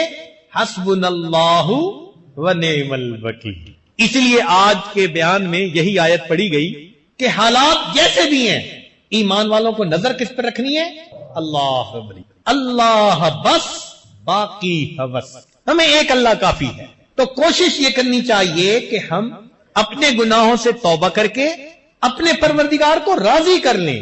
جب وہ پروردگار راضی ہو گیا اور اس نے مدد کا ارادہ فرما لیا، یاد رکھنا ایمان والوں کو دنیا سے کوئی ختم نہیں کر سکتا. اللہ تعالیٰ ارشاد فرماتے ہیں فَانْقَلَبُوا بِنِعْمَةٍ مِّنَ اللَّهِ، یہ ایمان والے لوٹے اللہ کی نعمت کے ساتھ، وَفَضْلٍ لَمْ يَمْسَسْهُمْ سُوءٌ، اور فضل کے ان کو مس نہیں کیا برائی نے، وَاتَّبَعُوا رِضْوَانَ اللَّهِ وَاللَّهُ ذُو فَضْلٍ عَظِيمٍ. اللہ تعالیٰ بڑے فضل والا ہے. اب آگے اللہ تعالیٰ ایک بات سمجھاتے ہیں، فرماتے ہیں اِنَّ ذَلِكُمُ الشَّيْطَانُ يُخَوِّفُ أَوْلِيَاءَهُ فَلَا تَخَافُوهُمْ. یہ شیطان ہے جو اپنے دوستوں سے ڈراتا ہے، تم ان سے مت ڈرنا، وَخَافُونِ، ایک مجھ سے ڈرنا، ان کنتم مؤمنین، اگر تم ایمان والے. تو ہمیں ڈرنا کس سے ہے؟ ایک اللہ رب العزت سے ڈرنا. اس کی مدد اگر ہمارے ساتھ ہو گئی تو دنیا کا کوئی بھی بندہ ہمارا بال بیکا نہیں کر سکتا. اس لیے ایک حدیث پاک میں نبی علیہ الصلوۃ والسلام نے یہ بات سمجھائی. توجہ سے سنیے گا. عبداللہ ابن عباس رضی اللہ عنہ فرماتے ہیں میں سواری پہ نبی علیہ السلام کے پیچھے سوار تھا، ردیف تھا، پیچھے تھا. نبی علیہ السلام نے فرمایا یا غلام، اے لونڈے، اے لڑکے، انی اعلمک کلمات، میں تجھے چند باتیں سکھاتا ہوں، احفظ اللہ یحفظک، تو اللہ کی حفاظت کر، اللہ تیری حفاظت کرے گا. یعنی تو اللہ کا دھیان رکھ، اللہ تیری حفاظت کریں گے. احفظ اللہ تجدہ تجاہک، تو اللہ کی بات کو مان، اللہ کو اپنے سامنے پائے گا. اذا سألت فاسأل اللہ، جب تم نے مانگنا ہو تو کس سے مانگو؟ اللہ سے مانگو. وَإِذَا اسْتَعَنْتَ فَاسْتَعِنْ بِاللَّهِ، اگر مدد مانگنی ہے تو اللہ سے مدد مانگو. وَاعْلَمْ، جان لے، ان الامت لو اجتمعت علی ان ينفعوک بشیء لم ينفعوک الا بشیء قد كتب اللہ لک. امت کا یہاں مطلب ساری مخلوق، کہ اگر ساری مخلوق نفع دینے کے لیے تجھے اکٹھی ہو جائے تو وہی نفع پہنچا سکے گی جو اللہ نے لکھا ہوا ہوگا. وَلَوِ اجْتَمَعُوا عَلَىٰ أَن يَضُرُّوكَ بِشَيْءٍ، اور اگر ساری دنیا جمع ہو جائے تمہیں نقصان پہنچانے کے لیے، لم يضروک الا بشیء كتب اللہ علیہ، نہیں تمہیں ضرر پہنچا سکتی مگر وہی جو اللہ نے لکھ دیا. رفعت الاقلام، قلم اٹھا لی گئی، وجفت الصحف، اور صحیفے کی سیاہی خشک ہو چکی، لکھنا تھا جو اللہ نے لکھا جا چکا. لہذا اب پوری دنیا تمہیں نہ نفع دے سکتی ہے نہ نقصان دے سکتی ہے. اگر کچھ ہو سکتا ہے تو اللہ کی مشیت کے ساتھ ہو سکتا ہے. تو ہمیں اگر مدد مانگنی ہے تو کس سے؟ اپنے پروردگار سے مدد مانگنی. اس لیے حضرت موسیٰ علیہ السلام سے جب قوم نے کہا تھا نا کہ ہمیں تو آپ کے آنے سے پہلے بھی مصیبت تھی اور آپ کے آنے کے بعد بھی، اوذینا من قبل ان تأتینا ومن بعد ما جئتنا، تو حضرت موسیٰ علیہ السلام نے اس کے جواب میں کیا کہا تھا؟ قال موسیٰ لقومہ، موسیٰ علیہ السلام نے اس قوم کو یہ فرمایا استعینوا باللہ واصبروا، اللہ سے مدد مانگو اور صبر اختیار کرو. دو باتیں کہی جا رہی ہیں، مدد کس سے مانگو اور دوسری بات کیا کرو؟ سبحان اللہ. استعینوا باللہ واصبروا، چنانچہ جب قوم نے صبر کیا، اللہ سے مدد مانگی، اللہ نے مدد کر دی. ہمیں بھی یہی حکم دیا گیا. قرآن عظیم الشان، اللہ تعالیٰ ارشاد فرماتے ہیں واستعینوا بالصبر والصلاۃ، مدد مانگو صبر کے ساتھ اور نماز کے ساتھ. سبحان اللہ. ہمیں بتایا جا رہا ہے کہ اللہ کی مدد مانگنے کا طریقہ کیا ہے. صبر کرو، اپنے اندر صبر و ضبط پیدا کرو، پہلی بات. اور دوسری بات کہ نماز کے ذریعے مدد مانگو. سبحان اللہ. اللہ کے پیارے حبیب صلی اللہ علیہ وسلم امت کے لیے 23 سال روتے رہے. کوئی ماں کبھی بچے کے لیے 23 سال نہیں روئی، کوئی باپ بیٹے کے لیے 23 سال نہیں رویا ہوگا. میرے آقا صلی اللہ علیہ وسلم امت کے لیے 23 سال روتے رہے. 23 سال رونے کے بعد اللہ کے حبیب صلی اللہ علیہ وسلم امت کو بے یار و مددگار چھوڑ کے نہیں چلے گئے، بلکہ اس امت کو نماز کے ذریعے اللہ سے مانگنے کا طریقہ سکھا کر گئے. کہ اگر میرے جانے کے بعد تم پر کوئی وقت آ جائے گا تو تم اس وقت نماز کے ذریعے اپنے رب سے مانگنا. جب کسی دفتر سے کام کروانا ہوتا ہے نا تو اپلیکیشن بھرنی پڑتی ہے. حج پہ جانے اپلیکیشن بھرو، ویزا لینے اپلیکیشن بھرو، اللہ سے مدد مانگنی ہے اپلیکیشن بھرو. اس اپلیکیشن کا نام نماز ہے. لہذا ہمارے اسلاف کا یہ طریقہ تھا، جب کسی پر کوئی مصیبت آتی تھی وضو کر کے 2 رکعت نفل پڑھا کرتے تھے، اللہ سے دعا مانگتے تھے. یہ 2 رکعت نفل پڑھ کے اللہ سے دعا مانگنا یہ طریقہ ہے. کاش کہ ان حالات میں ہم اس کو اپنی زندگی کا ایک حصہ بنا لیں. کوئی رات ہماری تہجد کے چند رکعت کے بغیر نہ گزرے. ہم اللہ سے اٹھ کر مانگیں اپنی مدد عطا کر دیجئے. چنانچہ نماز کے ذریعے اللہ کی مدد اترتی ہے. سنیے فتاوی تاتار خانیہ میں لکھا ہے کہ جو شخص فجر کی سنتیں گھر پڑھ کر مسجد میں جاتا ہے، ایک تو فجر کی سنتیں خود سنتیں ہیں، ایک ان کو گھر میں پڑھ کے مسجد میں جانا یہ الگ سنت ہے. تو جو بندہ اس سنت پر عمل کرتا ہے اللہ 3 انعام عطا فرماتا ہے. ایک، اس کے گھر میں جھگڑے ختم ہو جاتے ہیں. اس کے گھر میں جھگڑے آج دیکھو تو میرے خیال ہے 90% سے زیادہ لوگ کہیں گے گھر کی مصیبتیں، اولاد کی نافرمانی، بیوی کی پریشانی، گھر کے تقاضے پورے نہیں ہوتے، میاں بیوی کے درمیان نہیں بنتی. تو فرمایا جو فجر کی سنتیں گھر میں پڑھ کر مسجد میں جائے گا اللہ تعالیٰ 3 انعام دیتے ہیں. پہلا انعام کہ اس بندے کے گھر کے جھگڑے اللہ ختم فرما دیتے ہیں. دوسرا، اس بندے کے رزق میں اللہ کشادگی عطا فرما دیتے ہیں. یعنی جاب کے اور بزنس کے بھی مسئلے ختم، کارخانوں کے مسئلے ختم، مارکیٹ کے مسئلے ختم، رزق کی کشادگی، قرضوں کے مسئلے ختم. جو گھر میں سنت پڑھ کر جاتا ہے 3 انعام. گھر کے جھگڑے اللہ ختم فرما دیتے ہیں. نمبر 2، اللہ تعالی رزق میں کشادگی عطا فرماتے ہیں.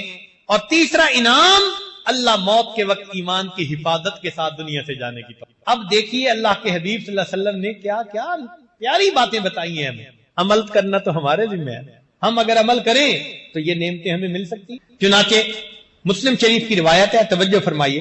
ان ابی درداء رضی اللہ تعالیٰ عنہ، ابو درداء رضی اللہ عنہ روایت کرتے ہیں، یہ حدیث قدسی ہے. حدیث قدسی کا معنی اللہ تعالیٰ فرماتے ہیں، یا ابن آدم، اے آدم کے بیٹے، آدم کی اولاد، لا تعجز عن 4 رکعات من اول النہار اکفیک آخرہ. تو دن کے شروع میں یعنی فجر کی 4 رکعت پڑھ لیا کر، اس کی برکت ہوگی، میں سارا دن تیرے کاموں میں تیری مدد کروں گا. فجر کی نماز کتنے لوگ پڑھتے ہیں؟ آج جمعہ میں جتنے مسلمان مسجد میں آتے ہیں نا، اتنے مسلمان اگر فجر کی نماز میں مسجد میں آنے لگ جائیں، یہ عاجز گمان کرتا ہے اللہ کی مدد اتر آئے. تو فرمایا دن کے شروع میں 4 رکعت پڑھ لیا کر، میں سارا دن تیرے کاموں میں تیری مدد کروں گا. دیکھو نماز سے اللہ کی مدد کیسے اترتی ہے.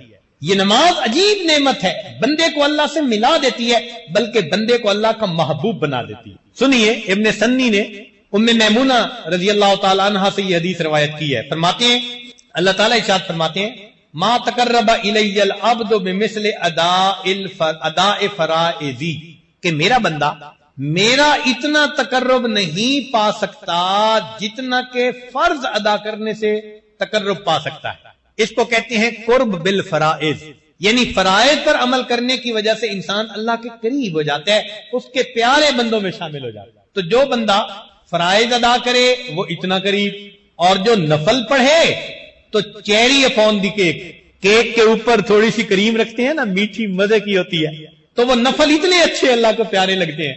دستور کی بات ہے کہ جو بندہ ایکسٹرا ٹائم میں اپنے مالک کا کام کرے تو وہ پیارا لگتا ہے. گھر کا خادم آتے ہوئے شہد کی بوتل لے آئے، اور جی شہد خالص مل رہا تھا، راستے میں نے کہا میں آپ کے لیے لے آتا ہوں. اب ڈیوٹی ٹائم تو نہیں تھا نا، اپنے ٹائم میں اس نے 5 منٹ رک کے شہد خریدا. آپ پیسے بھی دیں گے، ساتھ محبت بھی بڑھے گی. اس نے میرا خیال رکھا، ایکسٹرا ٹائم میں کام کیا. تو ایکسٹرا ٹائم جو ہوتا ہے نا وہ خوشی کا باعث بنتا ہے. یہ نفل ایکسٹرا ٹائم ہے، فرائض نہیں ہے. اس لیے نفل پڑھنے والے سے اللہ بہت خوش ہوتے ہیں. چنانچہ فرماتے ہیں وَإِنَّهُ لَيَتَقَرَّبُ إِلَيَّ بِالنَّوَافِلِ حَتَّى أُحِبُّهُ، کہ میرا بندہ نوافل کے ذریعے اتنا میرے قریب ہو جاتا ہے کہ میں اس بندے سے محبت کرنے لگ جاتا ہوں. ہمارے دل میں بھی تمنا ہونی چاہیے ہم اللہ کے محبوب بن جائیں، اللہ کے پیارے بندے بن جائیں. اور یہ دیکھو کہ یہ محبوب کیسا بنتا ہے. فرمایا فَإِذَا أَحْبَبْتُهُ، جب میں اس سے محبت کرتا ہوں، اللہ فرماتے ہیں كُنْتُ رِجْلَهُ الَّتِي يَمْشِي بِهَا، میں اس کے پاؤں یعنی اس کی ٹانگیں بن جاتا ہوں جس سے وہ چلتا ہے. وَيَدَهُ الَّتِي يَبْطِشُ بِهَا، ہاتھ بن جاتا ہوں جس سے وہ پکڑتا ہے. وَلِسَانَهُ الَّذِي يَنْطِقُ بِهِ، زبان بن جاتا ہوں جس سے وہ بولتا ہے. وَقَلْبَهُ الَّذِي يَعْقِلُ بِهِ، دل بن جاتا ہوں جس سے کہ وہ سوچتا ہے. اللہ اکبر کبیر. اسی طرح کی حدیث بخاری شریف میں بھی ہے، الفاظ کے کچھ فرق کے ساتھ، مفہوم یہی ہے. یعنی اللہ تعالیٰ فرماتے ہیں کہ میں اس بندے کی آنکھیں بن جاتا ہوں، زبان بن جاتا ہوں، ہاتھ بن جاتا ہوں، پاؤں بن جاتا ہوں. یا اللہ، آپ فرما رہے ہیں مالک الملک، احکم الحاکمین، رب العالمین، اپنے بندے کے بارے میں کہ میں اس کے یہ اعضاء بن جاتا ہوں. اللہ، اور یہ نہیں کہ یہ صرف بات ہی بات ہے، یہ سچ ہے.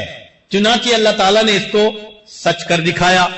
جب نبی علیہ السلام نے ریت پھینکی، اللہ تعالیٰ فرماتے ہیں وَمَا رَمَيْتَ إِذْ رَمَيْتَ وَلَٰكِنَّ اللَّهَ رَمَىٰ، آپ نے نہیں پھینکا جب آپ پھینک رہے تھے، وہ تو اللہ پھینک رہا تھا. یا اللہ، آپ اتنے بڑے ہیں، بندے کے ساتھ اتنا احسان فرماتے ہیں کہ اگر وہ آپ کے حکم کی پیروی کر لیتا ہے، استقامت کے ساتھ جمع رہتا ہے، اتنی شان سے نواز رہے ہیں. فرماتے ہیں جب آپ پھینک رہے تھے، آپ نہیں پھینک رہے تھے، اللہ پھینک رہا. اللہ اکبر کبیرہ. اسی پر تو کہنے والے شاعر نے کہا کہ گفتہ اے اللہ بود گرچہ اد حلقوں میں عبداللہ بود، کہ وہ بندے کے گلے سے بات نکل رہی تھی مگر حقیقت میں ان کا بولنا اللہ کا بول. یہی حدیث پاک تو میں سمجھا رہی ہے کہ مومن کو اللہ تعالیٰ پھر کیا مقام عطا فرما دیتے. آگے فرما رہے ہیں یہی حدیث مبارکہ، ان سالنی آتیتہ، اگر تم مجھ سے سوال کرے گا، وہ بندہ سوال کرتا ہے تو میں اس بندے کے سوال کو پورا کر دیتا ہوں. وَإِن دَعَانِي أَجَبْتُهُ، اور اگر دعا کرتا ہے میں اس کی دعا کو قبول کرتا. تو ایگریمنٹ تو سامنے ہے، اللہ تعالیٰ مدد کے لیے بھی تیار، دعا قبول کرنے کے لیے بھی تیار، جو مانگے دینے کے لیے بھی تیار. اب کام تو ہمارا معاملہ ہے نا جو پیچھے رہ گیا. ایک ملک میں جا رہے تھے یاجز، تو ایک دیوار پر عجیب فقرہ لکھا ہوا تھا کہ کھڑا ہو کے میں کافی دیر اس کو پڑھتا رہا. انگریزی میں لکھا ہوا تھا مگر لکھنے والے نے عجیب بات لکھ ڈالی تھی. لکھا ہوا تھا کہ if you feel God is away، اگر تم محسوس کرتے ہو کہ اللہ دور ہے، guess who moved، یہ اندازہ لگاؤ کہ پیچھے کون ہٹا. اگر تم محسوس کرتے ہو کہ خدا دور ہے تو اب یہ سوچو کہ پیچھے کون ہٹا. تو اللہ تعالیٰ تو نہیں نہ ہٹ سکتے اپنی بات سے پیچھے، تو پیچھے پھر ہٹتا کون ہے؟ بندہ خود ہٹتا ہے. تو ایگریمنٹ سامنے ہے. اگر ہم اللہ کے بندے بن جائیں، سر کے بالوں سے لے کے پاؤں کے ناخنوں تک اللہ رب العزت کے حکموں پر عمل کرنے والے بن جائیں، اللہ فرماتے ہیں میں زبان بن جاؤں گا، میں آنکھیں بن جاؤں گا، میں پاؤں اور ہاتھ بن جاؤں گا، جو مانگو گے میں دوں گا، جو دعا کرو گے میں قبول کروں گا. سبحان اللہ. یہ سب سے آسان طریقہ ہے اس دنیا میں کامیابی اور غلبہ حاصل کرنے کا. اس سے زیادہ آسان طریقہ دنیا میں کوئی نہیں ہو سکتا. اور اگر انسان اللہ کے در سے راستہ بھول جائے اور رخ پھیر لے تو ایک حدیث پاک میں اللہ فرماتے ہیں ابن آدم تفرغ لعبادتی املا صدرک غنن، تو میری عبادت کے لیے اپنے آپ کو فارغ کر لے، میں تیرے سینے کو غنا سے بھر دوں گا. واسد فقرک، تیرے فقر کو روک دوں گا. والا تفعل، اگر ایسا نہیں کرے گا، ملأت صدرک شغلا، میں تیرے سینے کو شغل سے، کاموں سے بھر دوں گا. ایک ختم نہیں ہوگا، دوسرا، تیسرا، چوتھا، جیسے کہ آج کل ہم پریشانیوں میں گھرے ہوئے. ولم اسد فقرک، اور میں تیرے فقر کو پھر روکوں گا نہیں.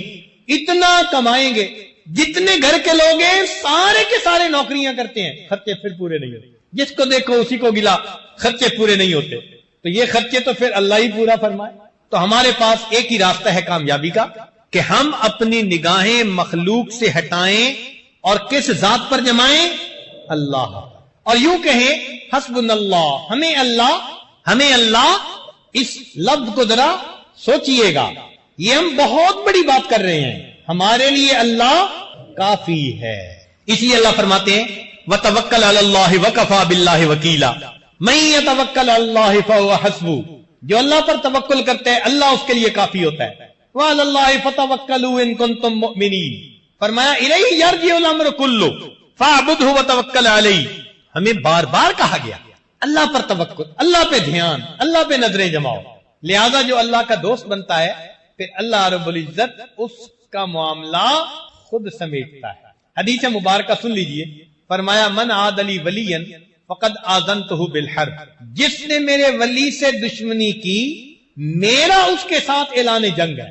سنیے اللہ کا دوست بننے کا فائدہ، من عاد لی ولیا، جس نے میرے ولی سے دشمنی کی، فقد آذنتہ بالحرب، اللہ تعالیٰ فرماتے ہیں میرا اس کے ساتھ اعلان جنگ ہے۔ اللہ اکبر کبیرہ۔ اور واقعی اللہ رب العزت نے اپنا وعدہ سچ کر دکھایا۔ چنانچہ بدر میں صحابہ سمجھتے تھے کہ ہم نے کافروں کو قتل کیا، اللہ نے بات ہی صاف کر دی، فرمایا فَلَمْ تَقْتُلُوهُمْ وَلَكِنَّ اللَّهَ قَتَلَهُمْ، میرے مالک تیری عظمت پہ قربان جائیں، آپ اپنے قول کے کتنے سچے ہیں۔ فرماتے ہیں کہ تم نے قتل نہیں کیا، ان کو کس نے قتل کیا؟ اللہ نے قتل۔ تو بھائی ہم اگر اپنے اللہ پر نظریں جمائیں گے وہ ہمارے الٹے کاموں کو سیدھا کر دیں گے، ہماری مشکلات کو آسان کر دیں گے، ہمیں مصیبتوں سے اللہ تعالیٰ محفوظ فرما دے۔ اس لیے ہمیں کہنا چاہیے حسبنا اللہ و نعم الوکیل نعم المولا و نعم النصیر۔ قرآن مجید میں اللہ تعالیٰ ایک بات بڑے عجیب انداز سے فرماتے ہیں، ارشاد فرمایا الیس اللہ بکاف عبدا، اللہ اکبر۔ یہ آیت پڑھتی ہے نا تو دل کو کچھ ہوتا ہے۔ اللہ فرماتے ہیں کیا اللہ اپنے بندے کے لیے کافی نہیں ہے؟ الیس اللہ بکاف عبدا، کیا اللہ اپنے بندے کے لیے کافی نہیں ہے؟ مفسرین نے فرمایا کہ مقصود کہنے کا یہ تھا الیس اللہ بکاف عبادہ، کیا اللہ اپنے ہر بندے کے لیے کافی نہیں ہے؟ ہمارے لیے اللہ الیس اللہ بکاف عبدا۔ جب قرآن مجید کی آیت پڑھ لی تو اب ہمیں کیا جواب دینے کہ ہمارے لیے اللہ؟ اب ذرا ایک حدیث مبارکہ سن لیجئے، کیونکہ آج کل کے حالات میں پریشان حال لوگ کہتے ہیں جی کچھ پڑھنے کو بتا دیں، تو بھئی پڑھنے کی بات بھی سن لیجئے۔ در منصور میں حضرت بریدہ رضی اللہ تعالی عنہ روایت کرتے ہیں کہ 10 کلمات پڑھنے والے کے لیے اللہ کافی ہو جاتے ہیں۔ 10 کلمات ایسے ہیں، 10 فکرے، 10 باتیں کہ جو بندہ ان کو روزانہ پڑھے اس کے لیے اللہ کافی ہو جاتے ہیں۔ ان میں سے 5 فکرے دنیا سے متعلق اور 5 فکرے، ان 10 فکروں کو یاد کر لیں، ایک فکرہ بھی روز یاد کریں تو 10 دن میں حدیث پاک یاد ہو جائے گی، اور اس کو اپنی دعاؤں کا حصہ بنا لیں۔ جب آپ اس کو پڑھیں گے تو اللہ تعالیٰ آپ کے کاموں میں آپ کی کفایت فرمائے گا۔ پہلا فکرہ فرمایا حسبی اللہ لدینی، میرے دین کے لیے میرا اللہ کافی ہے، یعنی دین میں کوئی فتنہ اور فساد نہ آ جائے۔ دین میں فتنے 2 طرح سے آتے ہیں، ایک شبہات کی وجہ سے اور ایک شہوات کی وجہ سے، تو اللہ تعالیٰ ہمیں ان دونوں فتنوں سے محفوظ فرمائے، ہمارا دین سلامت رہے۔ تو پہلا فکرہ حسبی اللہ لدینی، دوسرا فکرہ حسبی اللہ لما اہمنی، میرا اللہ کافی ہے ہر اس چیز کے لیے جو مجھے پریشان کرتی ہے۔ بندہ کرتا ہے، کوئی چیز کرتی ہے، کاروبار کرتی ہے، جو بھی ٹف ٹائم دے رہی ہے، میرا اللہ اس کے لیے کافی ہے۔ حسبی اللہ لما اہمنی۔ تیسرا فکرہ حسبی اللہ لمن بغا علیہ، میرا اللہ کافی ہے ہر اس کے لیے جو مجھ پر سرکشی کرے، چڑھ دوڑے۔ تو اگر کوئی ہمارے اوپر چڑھ دوڑنا چاہتا ہے تو اللہ اس کے لیے کافی ہو جائے گا۔ حسبی اللہ لمن حسدنی، میرا اللہ کافی ہے ہر اس کے لیے جو مجھ سے حسد کرتا ہے۔ دفتروں کی زندگیوں میں تو بہت حسد ہوتا ہے، لیگ پلنگ، تو اللہ نے ان سب حاسدوں سے بندے کو نجات عطا فرما دے۔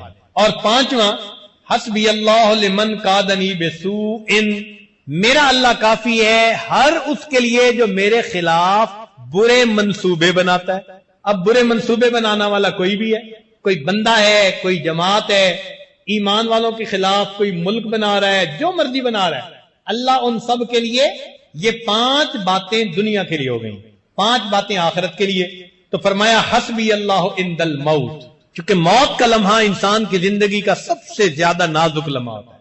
حسبی اللہ عند المسألۃ القبر، میرا اللہ کافی ہے قبر کے سوال جواب کے وقت میں. حسبی اللہ عند المیزان، میرا اللہ کافی ہے میزان پر جب اعمال تولے جائیں. 9ویں بات، حسبی اللہ عند الصراط، میرا اللہ پل صراط پر گزرنے کے لیے کے وقت میرے لیے کافی ہے. حسبی اللہ عند الصراط. اور 10ویں بات، حسبی اللہ لا الہ الا ہو علیہ توکلت و الیہ انیب. اگر یہ 10 فکریں ہم ہر نماز کے بعد پڑھ لیں، ہمارا پروردگار دنیا اور آخرت کے تمام مسائل کے لیے ہمیں کافی ہے. اور ہم دل میں بھی یہی بھروسہ رکھیں کہ میرے لیے میرا اللہ، یہ سبق یاد رکھیے کہ آج کی اس مجلس میں یہ سبق ہمیں پڑھا دیا کہ ہمارے لیے ہمارا اللہ، ہمارا پروردگار کافی ہے. سیدنا علی کرم اللہ وجہ عجیب بات فرماتے تھے اے اللہ میرے لیے یہی عزت کافی ہے کہ تو میرا پروردگار ہے. اے اللہ میرے لیے یہی عزت کافی ہے کہ تو میرا پروردگار ہے، اور میرے لیے یہی فخر کافی ہے کہ میں تیرا بندہ. میرے لیے یہی عزت کافی ہے کہ تو میرا پروردگار ہے، اور میرے لیے یہی فخر کافی ہے کہ میں تیرا بندہ. اللہ اکبر کبھی. تو ہمیں ہر طرف سے نگاہیں ہٹا کر اپنے رب کے اوپر نگاہیں جما لینی چاہیے. پھر دیکھیں اللہ رب العزت اپنے وعدوں کو کیسے پورا فرماتا ہے.